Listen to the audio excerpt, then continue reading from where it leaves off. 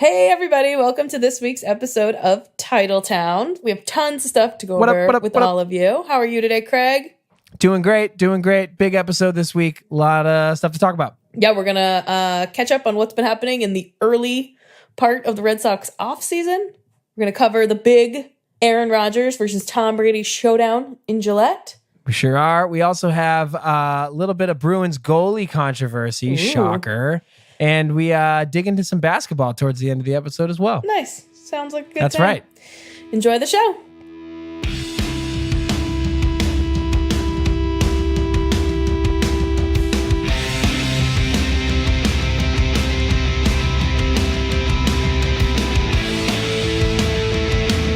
Melissa, hello.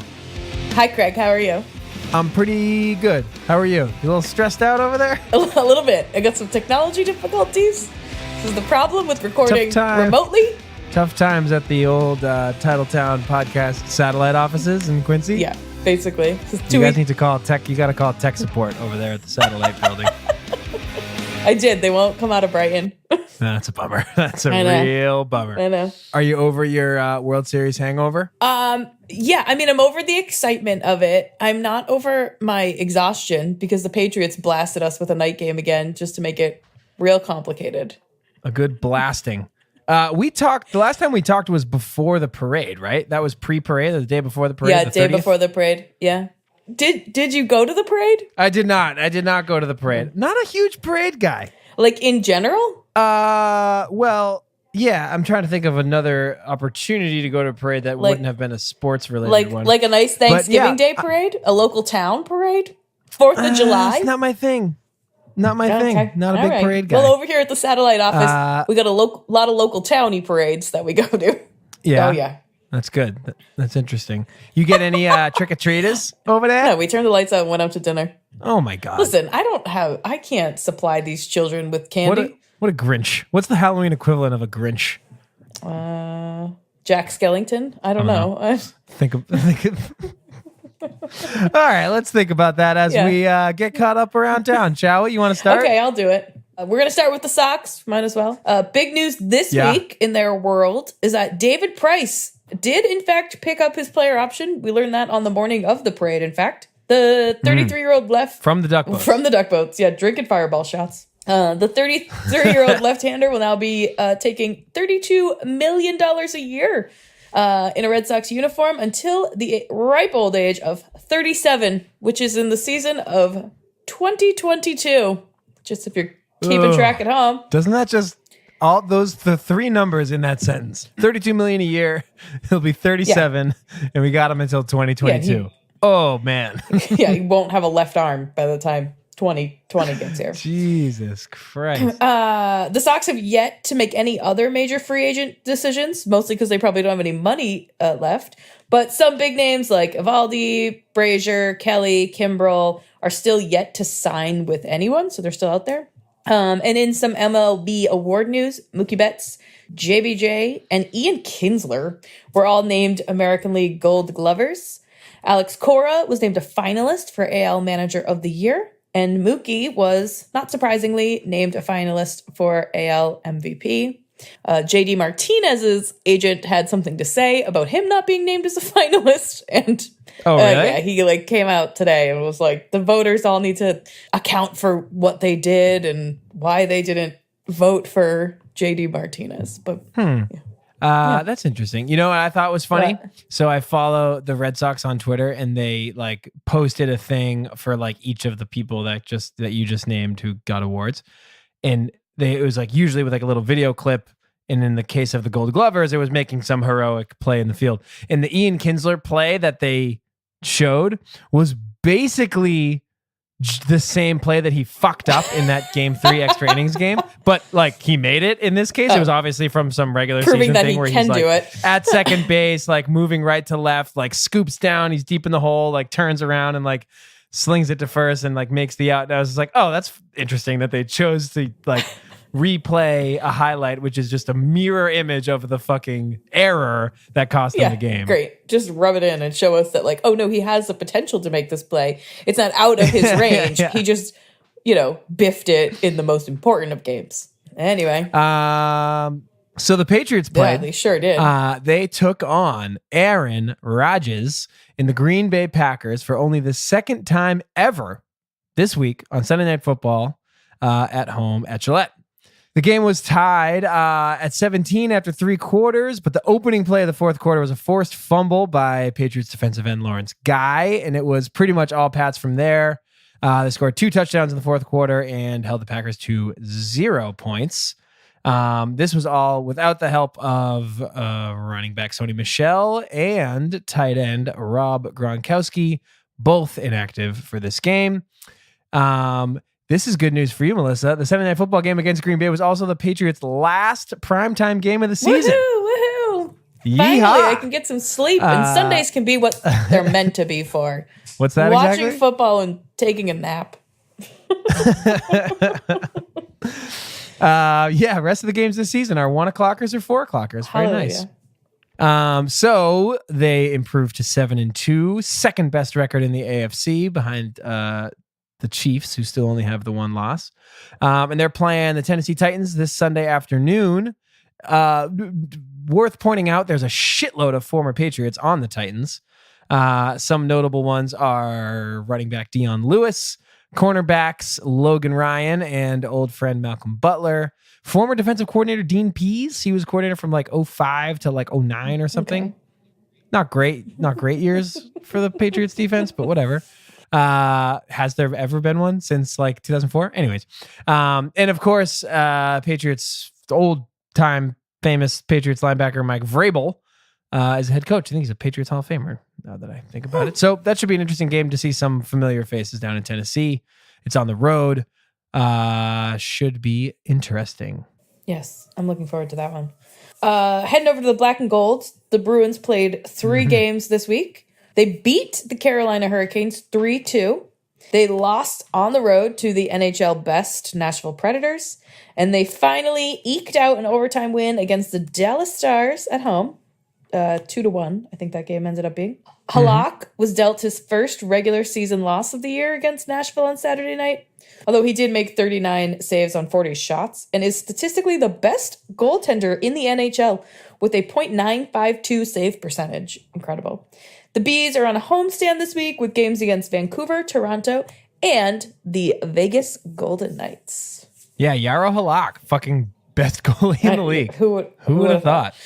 And even in that Carolina game, I think he made like 40 saves in that one too. Like, yeah, dude's been playing out of his fucking mind. Like at this point, and we'll talk about this a little bit later, but at this point, it's less about Tuukka Rask sucking and more about Yaro Halak just being fucking sick. Okay, and then finally we have the Celtics. There was a lot of basketball this week, but the C's had a bit of an up and down last week of games. They beat the Pistons last Tuesday. Then they dealt the previously undefeated Milwaukee Bucks the first loss of the season at the Garden on Thursday night. They then traveled to Indiana, where a last-second three-pointer by Victor Oladipo, followed by a botched inbound pass from Gordon Hayward, sealed the 102-101 victory for the Pacers. Celtics then went to Denver and were friggin' thumped by the Nuggies, 115-107. Denver guard Jamal Murray, is a household name for you, had the fucking game of his life and led his team to the victory with 48 points.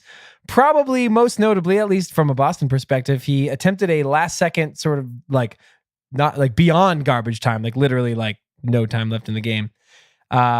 He chucked up a 3-pointer, presumably to get to 50. He just wanted to get to 50. This upset Celtics point guard Kyrie Irving, who after collecting the rebound as the game concluded, he fucking chucked the ball into the stands. For this act of rebellion, Kyrie was fined $25,000, $25,000 by the NBA. Pretty aggressive. Which is a lot.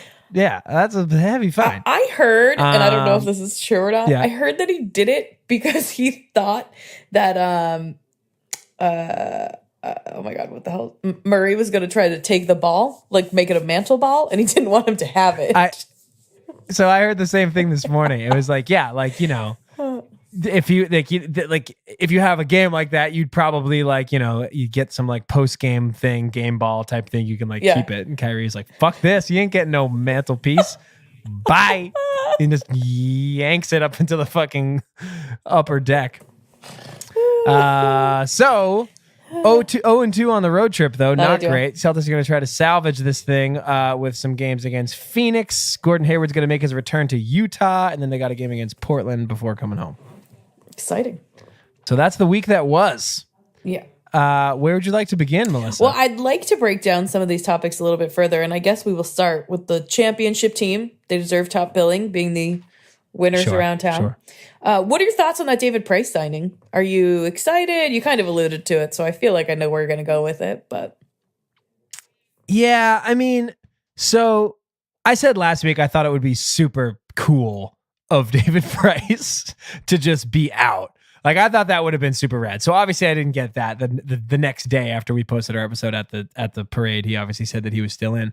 I just, like I said in the open there, like just looking at the numbers, like it's going to be 37. David Price is like a power pitcher too. Like he throws like 95, 96. Like he's not in the hundreds or anything like that, but he throws hard. Like I'm just not so sure David Price is going to be able to survive throwing 89, 90, like whatever. At age 35, 36, 37, like, I don't know. It's a shitload of money. He's going to be really old.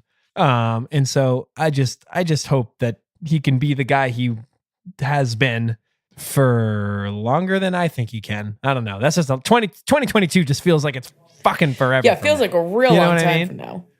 Like, that's wild.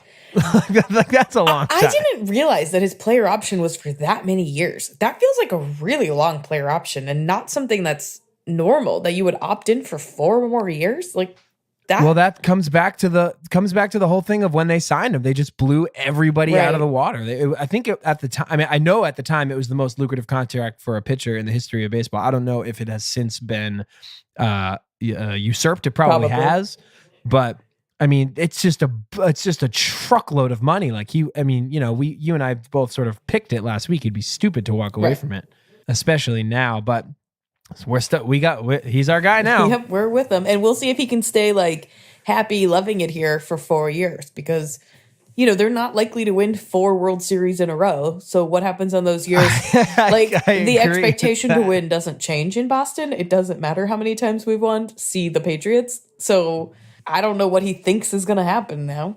Right. And I mean, as in this era of sports prosperity, we are fairly quick to turn the page. You know what I mean? Like, it's not like you're just, I mean, all's forgiven for now. But like we said, like we talked about last week, if he reverts, then they're still going to be or they still should be contending for championships. Like this is, when Dave Dombrowski took over as general manager and he signed David Price as a free agent, and then the following year he signed Chris Sale as a free agent, and he traded for Chris Sale, whatever. But like we're sort of in a window here of like 3 to 5 years. Like, right. I mean, David Price was a major signing, and you don't make that signing unless you're going to contend for championships. So like he got one, but I mean, honestly, like they should be contending for multiple championships here. So I mean, we'll see. The pressure's still on, right? Though, yeah. It's not going to let up. What do you think is their biggest need? Like obviously, David Price opting in means that they can't re-sign all of those guys. Would you rather that they prioritized an additional starting pitcher or more bullpen support? I think they need to address some of this bullpen situation, because if they lose Kelly and Brazier and Kimbrel, which they might just lose all 3, and like I wouldn't necessarily be upset if they did. Like whatever, they all pitched really well, but I don't think they're irreplaceable. Like I definitely think for the playoffs next year, you gotta get some bullpen help, and I think you need both. Really, I guess is what I'm saying. I think the lineup's fine. So like that's a good thing, right? Like from a lineup perspective, I think you're pretty much set for like the foreseeable future. Like you're fine there. So really, it's like, where do you spend like you alluded to, the small amount of money that you have left to spend? Do you throw it at another starter, or do you go to the bullpen, or try to find a way to do both? What do you think? Highest priorities, I think you need a solid closer, because I think you are going to lose Kimbrel, and I don't know if there's anyone in the system that's ready to like step up and take that spot. I feel like Dombrowski kind of alluded to the fact that it could be Joe Kelly, but you have to keep him in order to do that.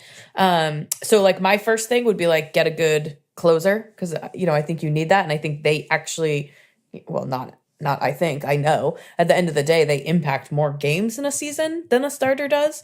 Totally. So I would start there. And then, yeah, my second thing would be getting another starter because I agree. The durability factor with Chris Sale at the front end of the rotation is a concern. And so you can't have him, David Price, and 3 scrubs. Like, you need minimally 3 solid starters. Yeah. And I mean, it's funny too, because it's like the guys that we're talking about that they probably won't sign are just exactly the roles that they need to fill.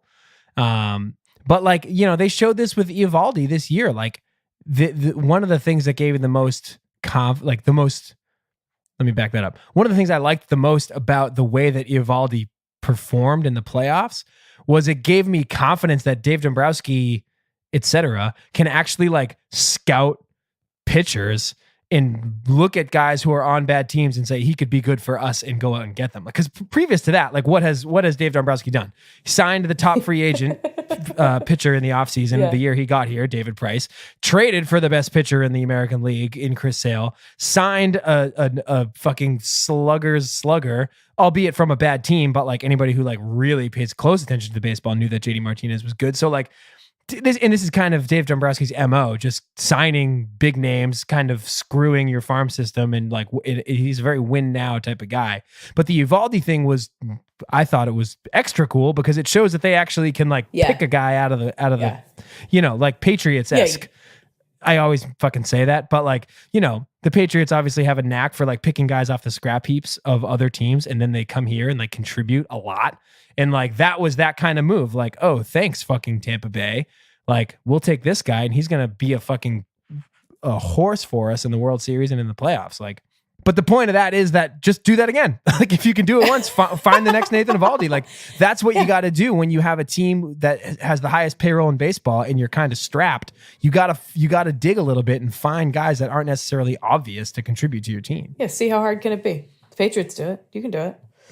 Yeah, and they did it too. Fucking Red Sox figured it out once. You want to move on to the Patriots? Because they had a big game this week.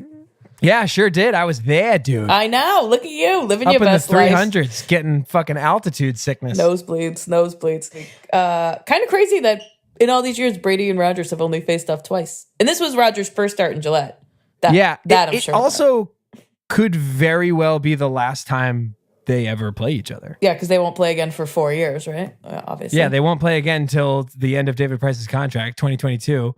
And by that point, Brady will be what, 43? That's just our measure of time now. 44? 44. Like, I don't think, as much as I love Tom Brady and think he has amazing longevity in this league, I don't think in 2022 Tom Brady's going to be the starting quarterback of the league of the Patriots. David Price will be a starting pitcher, though.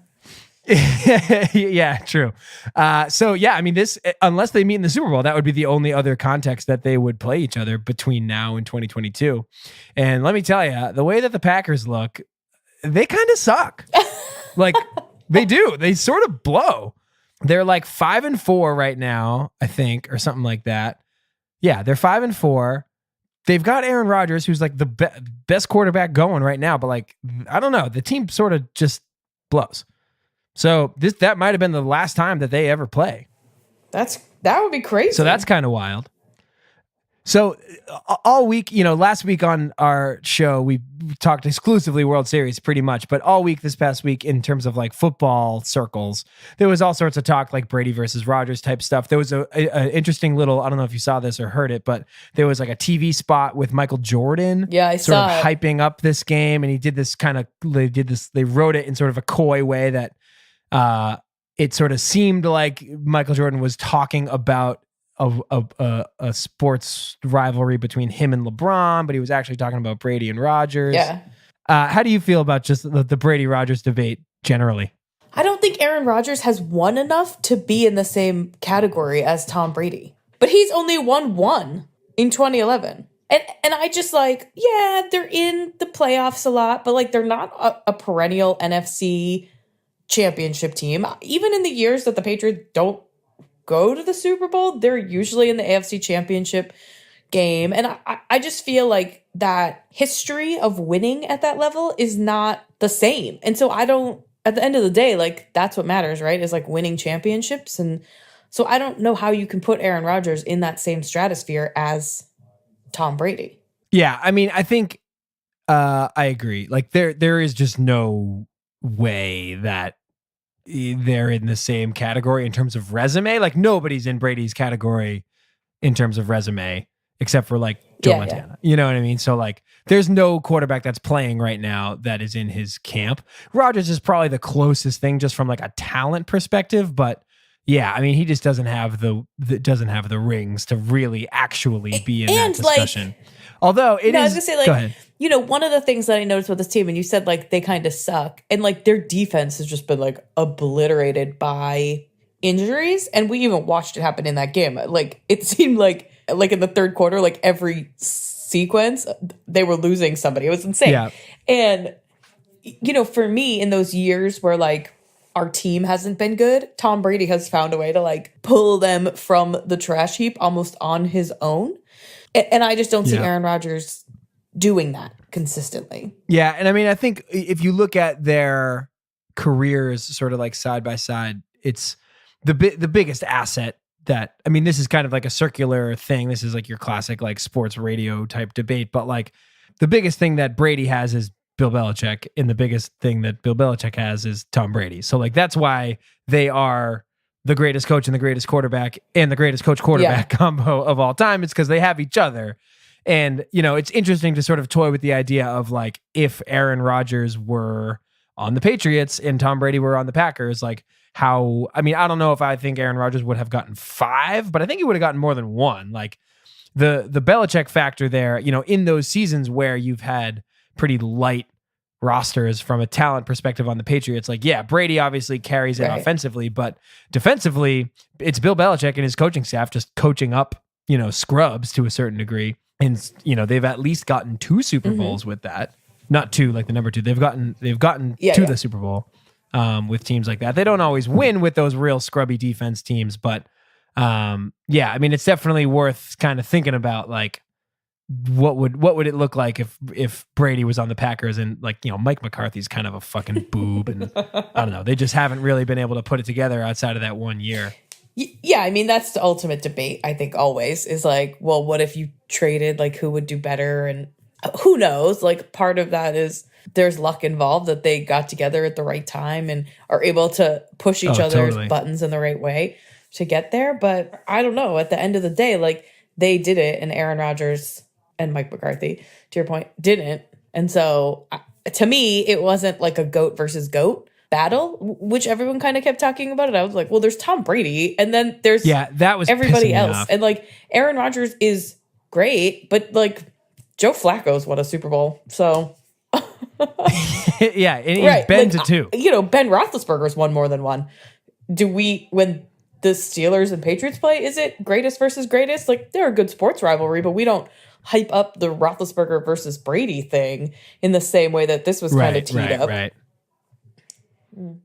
Yeah, that's a good point. I mean, there's actually a somewhat long list of players that have had of QBs that, you know, are as good or not as good, as accomplished as Aaron Rodgers. But, you know, it's funny. As you know, Melissa, I listen to a shitload of particular sports radio, but particularly the Felger Maz program on 98.5. Big fan. Mike Felger is a Wisconsin guy. Cheesehead. And so follows the Packers pretty closely. And basically all week leading up to this game, he was just like rattling off all these situations where the Packers just totally screwed Aaron Rodgers. Like, you know, heroic fourth quarter comebacks led by Aaron Rodgers that just get squandered by like missing kicks or fumbling on special teams, or just like first play of overtime, the defense lets up a touchdown. And it's just like, Aaron Rodgers is just sitting on the bench. Is just like, what the fuck? Like he just like, there's at least like 5 or 6, you know, important playoff type games that played out in that same way, where you're just like, man, Aaron Rodgers really gets boned sometimes. You know what I mean? Like, he's great, singularly great, but the Green Bay Packers are not in the same fucking class at all. Not even close. And you know, keep in mind also that fucking we hung 31 points on him with no Gronk and no Sony Michel. Like, that was kind of like Cordell Patterson had like 12 carries at running back. This guy's not even a real wide receiver. Not to mention, goes without saying that he's not a real running back. Like, this is like the backup to the backup's backup. The Cordell Patterson at running back is like the epitome of Bill Belichick taking a guy off the scrap heap and finding a use for him in a way that he's successful. And it boggles my mind that he does these things. Like, he's got to be the luckiest son of a bitch in the world that he's like, I think you can be a running back. And the guy's like, okay, and does it and is relatively successful. Like, it's bizarre.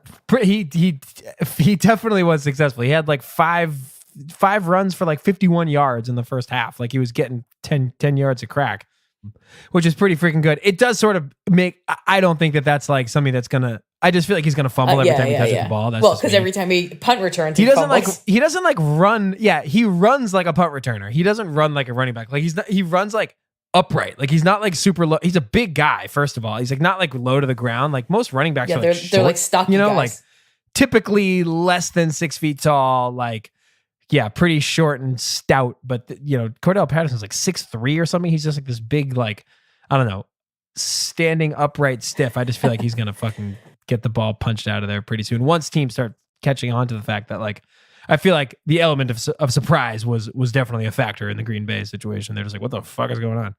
Like, expecting some sort of trick play when you see Cordell Patterson in the background, and then next thing you know, he's just like running right down your throat. What? Like, oh, that wasn't the trick. That's just actually their running back. Like, what the fuck are they is fielding this right shit? now? But you look at it and it's like, okay, so reports are Sony Michel's likely to come back this week, and so you won't need to use him again. But what a great stopgap. James White went out with like a little tweak, whatever happened to him. Sony Michel's out. You can't play without a run game because then you're just asking Tom Brady to get annihilated. Yeah. And let's use him. And they did it a little bit in the game the week before too, to kind of get a feel for it. He had success there too. Chicago, thank you. They just, or Buffalo. Oh yeah, Buffalo. They just rolled him out. And like, to your point, like I don't think Green Bay knew how to defend it. No, they definitely didn't. I'm down with like jamming somebody else that isn't named James White up the middle like that though, because if he gets hurt, like I heard another stat today that was like James White has like 110 touches or something so far this season, and he only had like 99 all of last season. Like, he's getting the ball a ton, which is good. I mean, I love James White. I think he's like he's as vital as Edelman or Gronk on this offense, but I just worry about him getting too much action and then just inevitably getting hurt. I mean, that's just like, I feel like this is just, as a Patriots fan who's just so focused on the postseason, I just walk through the entire regular season just fearing injury. That's just my every MO time now. someone gets hit, you're like, what? Yeah, just, I mean, talk about having two different rosters. Like, I wish the Patriots literally had two different rosters. Like, don't play Edelman or Gronk or James White until December. Yeah, I was actually kind of surprised because they go into the bye week after this Tennessee game. I was surprised when they said that it looks like Sony Michel's going to come back. I was like, why?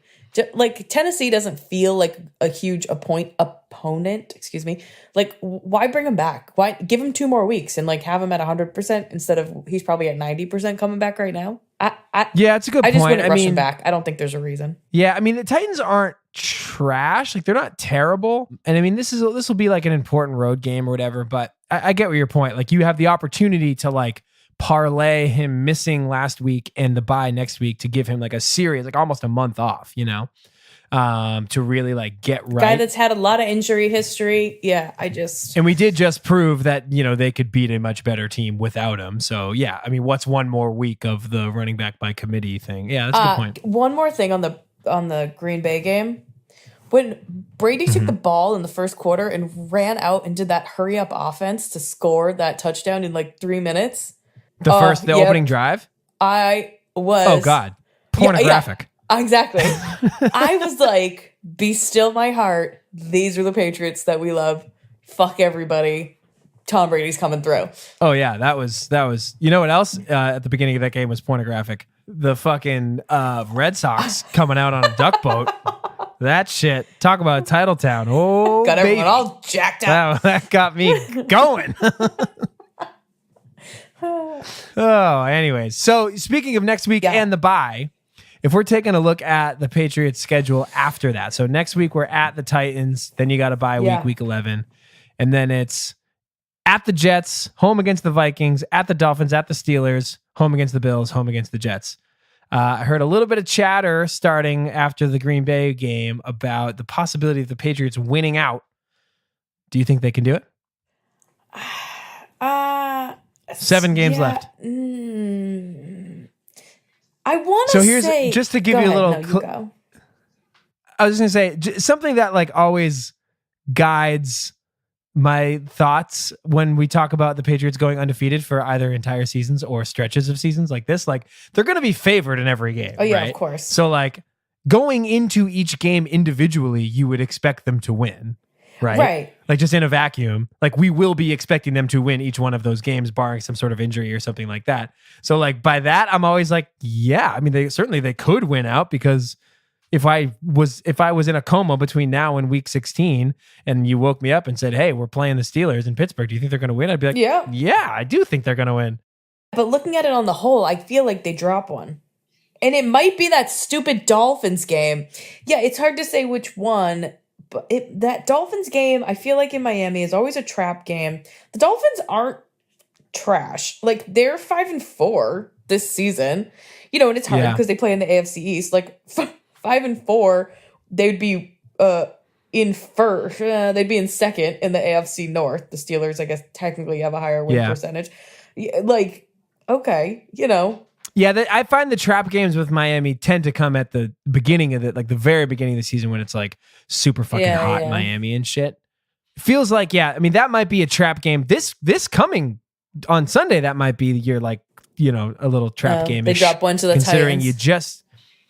Considering you just had a big game against the Packers and you got the bye week next week, like, you know, the Patriots usually don't get trapped by the trap game, but the Titans game could be one. I'm a little, you know, you're always a little nervous about the Steelers. If you remember last year's Steelers game on the road, that was that like last fucking second, what was the name of the big stupid tight end? Was it Jesse James? Yeah. Oh yeah.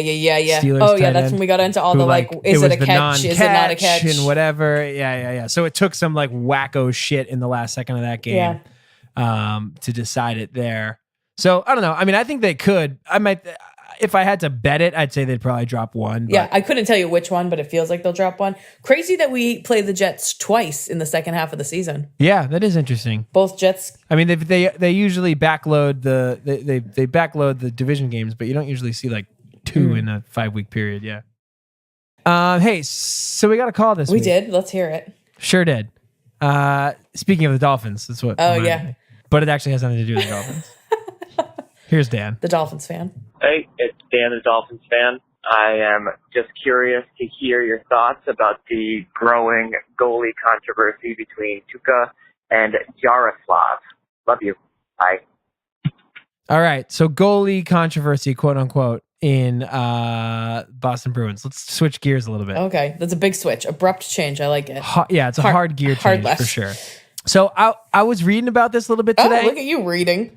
Fancy. And I have a little, so we were talking a little bit earlier about how Tuukka Rask has been kind of sketchy, but really more to the point, Jaro Halak has been fucking lights out.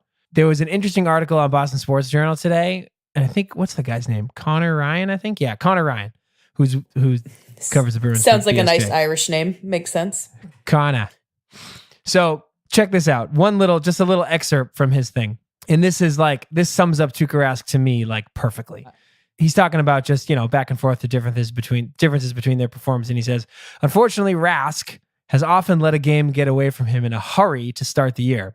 He's given up 7 first period goals this season, including 5 within the first 11 minutes of play. Jesus. On 5 different occasions, Rask has also let up consecutive goals within 2 minutes of each other, putting his club in a hole early, and that can't happen against good teams like Nashville. This article was written before the Nashville game, so they were talking about who's going to get the start, because obviously that was a big game. He goes on to say, this is not the first time that Rask has struggled in October with the goalie posting a sub-900 save percentage in 3 of the past 5 years during the first month, in the October month of the NHL season. That stat, though, so how many games have they played now? Stand by. Games played 14. So they played 14 games. I don't know how many starts Tuukka has. Let's just say he started half, 7.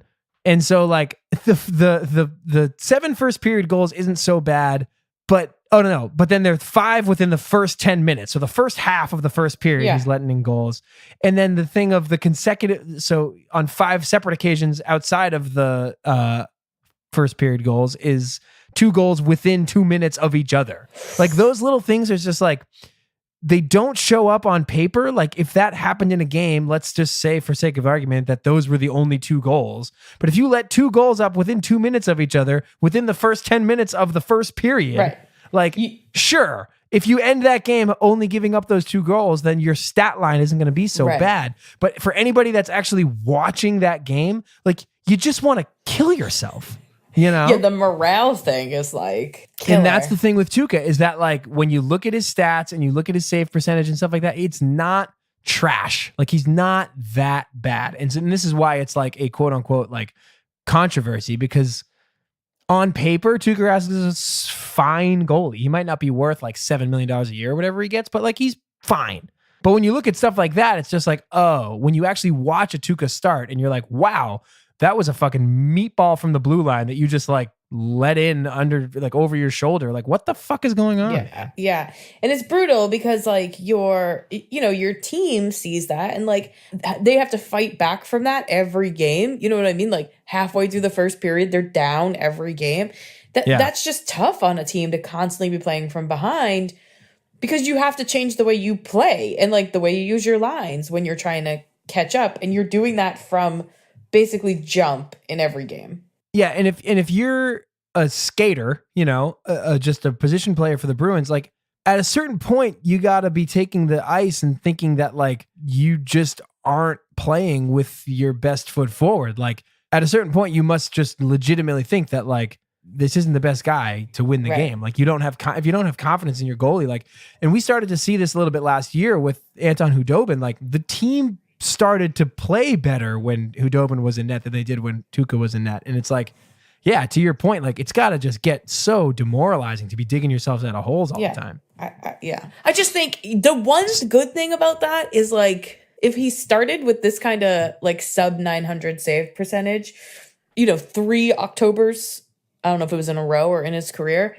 it makes me think that like there's 3 of the last 5. Yeah. All right. So there's a better chance of him like turning it around and figuring it out. Like, this isn't likely to be an entire season problem. But, to me, that says like, okay, well, then the obvious answer is you play Halak right now while he's hot and while Tuukka struggles. You give Tuukka essentially backup duty. So he plays, I would give him 1 out of 3 and Halak 2 out of 3. And then when Tuukka turns it around, like, let's say beginning of December, then you flip that. So Halak gets a little rest. And by the time you get to the playoffs, they both have played the right number of games probably for their position and are ready to go.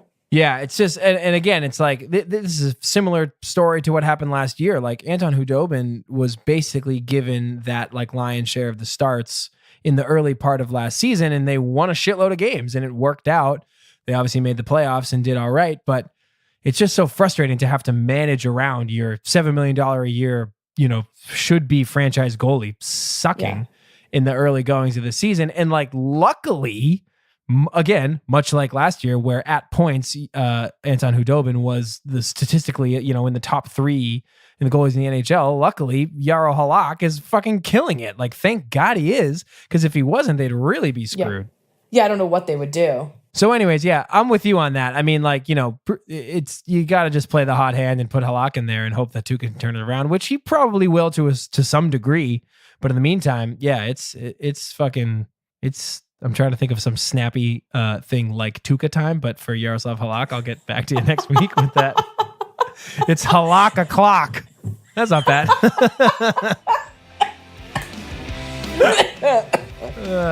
Christ.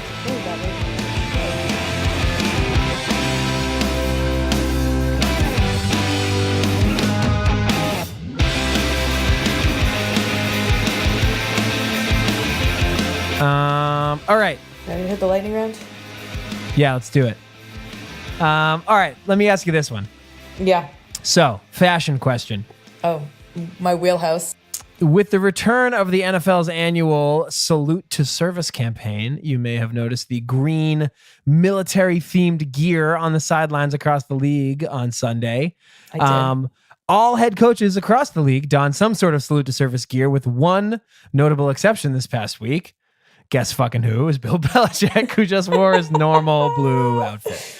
He even did like an interview after the fact, like explaining that he's like, I don't know, he's just saying like, yeah, he's like all into the military and stuff, but he just doesn't want to wear the clothes. So the question, I guess, is like, why is Bill just such an ass about all this stuff? Like, just simple, man. Just put the fucking hoodie on. The other one, the green one. Maybe green's not a good color for him. Oh, God. I think Bill's a little superstitious, and I think to him, like, he plays it off as like, oh, why does it matter what I wear to the game? I just wear what I wear. And it's like, I think he doesn't like to change his routine. And I think like being asked to wear what the NFL asked him to wear is like a no. That's not, I don't do that. Like, you're messing up my routine. You're messing up my system. And I can't, like, he's either superstitious or super OCD. And he just is like, no, this is what I wear. I can't change it. Yeah. I mean, so he was interviewed, he was asked about this, and here's his quote. He says, I mean, I usually wear the same thing for every game. I mean, not the same thing, but depending on the weather and so forth, I just wear the same thing for every game. So I don't change what I wear weekly based on whatever the theme of the week is. But salute to service is, and then you can see, you can tell that he starts backtracking here. But salute to service is, look, the military and the job our servicemen and women do and sacrifices they make are very important to me and my family. Always has been, always will be. And I always want to recognize those that do it. So I don't have any objection to what anybody else does, but I just choose to. Honestly, I don't think what sweatshirt I wear is important. What's important to me is what your actions are, what you do. So I try to make those count. It's just like, okay, Bill, what you're trying to do here is like explain away like just what would otherwise be a total non-story if you just like put a certain type of jacket on. And like, like he's right. It doesn't matter what like you, it's more important what you do than it is what you say or how you appear. But like, in the public eye, when you're a famous football coach, sometimes what you wear can send that message. I don't know. I mean, we all know that the NFL just wants to sell hoodies, you know? But I don't know. It's just like, you're such an ass. And he's like a big military guy too. This is such a layup for him. Like his father was in the Navy, like Naval Academy, was coaching and shit like that. Like he's like all into that sort of stuff. Like this should be so easy. Yeah, but I think he does really, like, he genuinely does a lot of good stuff for the military. And they had a ton of like, I think families of service members that had passed at the game. Oh and, yeah, like, there was a ton of that at the game for sure. I saw that. Tell me you were in your seat with that little old man came walking out on the field. Oh, the 102-year-old man with the 102 on his jersey. God, I wasn't there. I definitely would have cried so hard. You would have been a mess. Yeah, no question about that. One time, Craig and I were at a Celtics game, and I got left in the seats by myself, and the friggin' military guy came home and surprised his family, and I was alone and crying in the garden. It was not great. Yeah, I went to get beers, came back, and Melissa's crying. I was like, what happened? Yeah. All of our friends left. I was just by myself. Four seats, just me. Tears. Yeah, there would have been a repeat of that if you were there for the old man. Oh, yeah. And probably I would have been by myself just to make it better. All right, next. Anyway, turning to basketball. So we mentioned this before. Jamal Murray of the Nuggets dropped 48 points on the C's the other night in Denver. In the final seconds of the game, with a 115-107 lead, he pulls up for a buzzer beater 3-pointer. Clearly, he just wanted to get to that 50-point mark on the night. Kyrie gets the ball, launches it into the stands, and not like one or two rows. Like No, yeah. It's not coming back from where it was. You couldn't easily ask for it. He was asked about the incident. He was then fined $25,000. He's asked about the incident later that night, and he doubles down on his response to the shot and says, actually, can I make a quick correction for what I wrote earlier? Yeah. This quote is actually from the following day. Oh. He was asked about it that night and he said something, but this quote is actually from the next day where he this is the triple down. He's really adamant about this is how he feels. Yeah. Go ahead. Sorry. That's okay. From a competition and competitive standpoint, I think it is absolutely deserved to go in the stands still. You just don't play basketball like that. It's as simple as that. You just don't. There's a tradition and a respect within the league as well as in any basketball game. Obviously, you've won the game. You have it sealed. You've had a great game of your life. And you do something like that, it's petty. It's immature. So, Craig, who is being immature here? Kyrie or Jamal Murray? So I actually have basically no problem with either of their actions.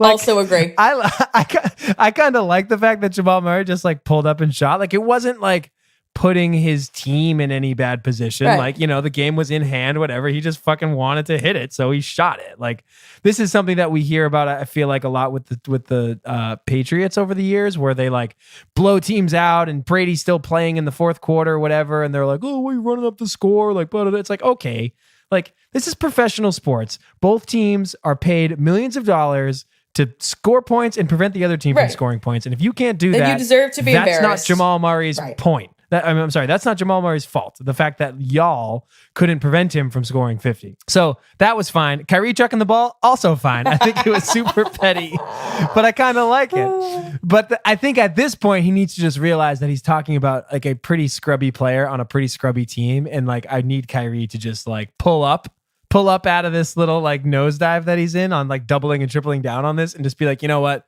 That means nothing to me. That team means nothing to me. That game means very little to me.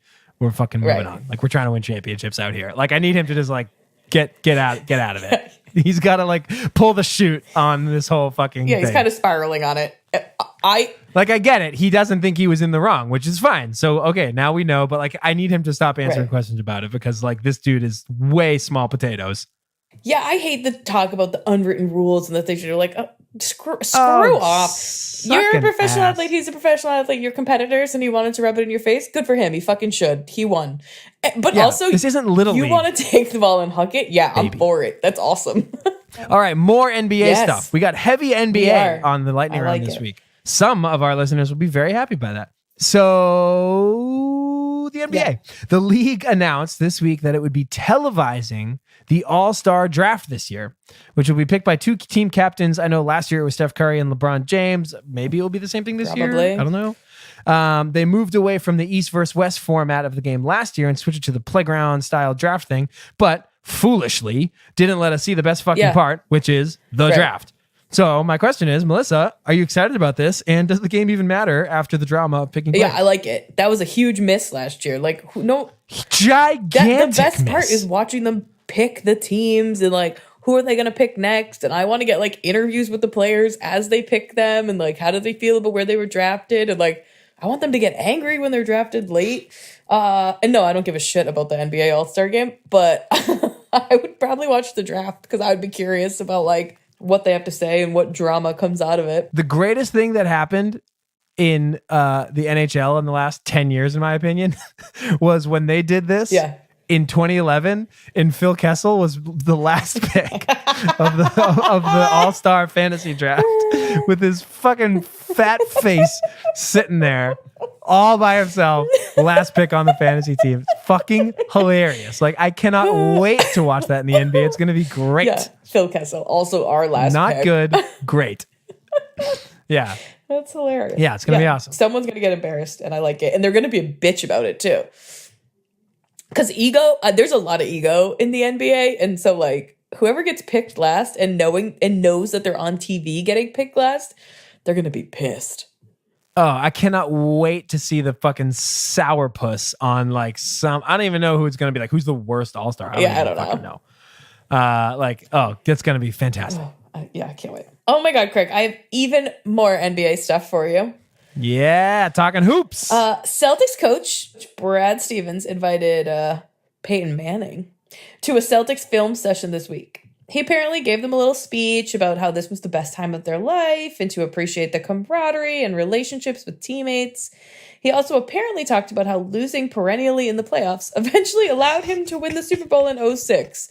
Weird message. Celtics assistant coach Micah Shrewsbury said that even though Manning did not fully grasp what he was watching, it was clear how much he enjoyed being back in the competitive environment. That's such a great quote. Strange all around. Do you think players respond to this stuff?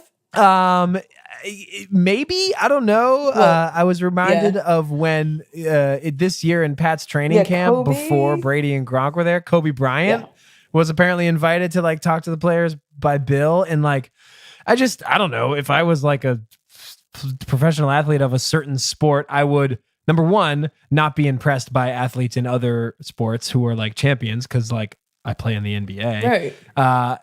And number two, like, does the message even matter? Like they're just talking generically about like teamwork and winning. It's just like, I don't know. Like in the cross sport thing also, I just don't understand what the value is. And the final point, why do we have to find people that are like rivals? Yeah. Like why couldn't David Ortiz do that? Why couldn't fucking Tom Brady do that? Like why couldn't, you know what I mean? Like it's like, I don't know. Why did Kobe talk to the Patriots? Yeah, we couldn't get Larry Peyton Bird Manning talking to or the Celtics? Danny Like, Ainge. yeah, like what? Seriously, like I don't know, cross sports and their rival. Like, I don't know. It's just like, was fucking A-Rod gonna go talk to the Bruins about like winning championship? Like what's next? I also don't understand the Peyton Manning's point about talking about how losing perennially in the playoffs eventually allowed him to win the Super Bowl. Like, well, the perennially, that was an editorial choice of words by me. But sure, but like, but he was, was I he think like his point setting was them like, up to fail? Like, it's okay if you lose. Eventually, luck will be on your side, and you'll get one too. Like, what the fuck? Yeah, I mean, in Peyton Manning's case, it was eventually you'll get a defense and a really shitty opponent in the Super Bowl to win in 2006. But I don't know. I don't know about the effectiveness of that method. I just love the quote that from the assistant coach. It says, he didn't fully grasp, but he was watching. But it was clear how much he enjoyed being back in the competitive environment. I feel like of all things that perfectly encapsulate Peyton Manning, he didn't seem to fully grasp what was happening. That great. feels right. So For most of the Manning brothers, in fact, you could describe them that way. Okay, so this is a good transition to football. Okay. Football question. I don't know how much Tennessee Titans football you watch, Melissa. In my case, it's not a lot. It's zero. But word on the street is Malcolm Butler sort of sucks now. I have heard that. He did not have a great year last year and was obviously benched for the entire Super Bowl against the Eagles. It's hard to find like good sort of stats on cornerbacks. I looked for like 5 minutes today, but couldn't find any. But I've heard and read all over the place that Butler just gets fucking roasted basically every week. So the question is, does the fact that Butler is sucking in Tennessee make you feel better, worse, indifferent about his benching in the Super Bowl? Indifferent. It makes me feel indifferent. I'm still mad about it, and I still think it was the wrong call by Bill because he didn't get torched all last year. And I think the point we made about Bill Belichick earlier is that he has a great way of like coaching players up and using them in the right situation. And Malcolm Butler had proved that he could be an impactful playoff performer. And to leave him on the bench the entire game and not even give him a shot still makes no sense to me. Agree. Doesn't change a thing. It's not like you threw him out there for 3 series and he was terrible and was getting torched and he was like, all right, you got to come out. He didn't see the field. So, yeah. So to me, unrelated. I still hate it. I still think it was the biggest mistake of Bill Belichick's career. Hard agree. I got real mad about that. I have a funny question to end it with you, Craig. Hit me. I don't know if you caught this, but several members of the Ottawa Senators were seemingly secretly recorded in a Phoenix cab bad-mouthing their coach, their meetings and the videos that they watch, and their play on the ice for the season. It wasn't pretty. It was quite comical, but kind of awkward that it got leaked out there by this cab driver and was blasted out onto the internet. How does a team recover from something like this? And if you were a fan of that team, what would your response be? So if you haven't seen the video yet, folks out there, I'd encourage you to go watch it. It's just, a couple of guys taking an Uber. Night on the town. I think it's very cute that there's 4 of them in an Uber. So they're sitting 3 across in the back seat. I think that's nice. Yeah.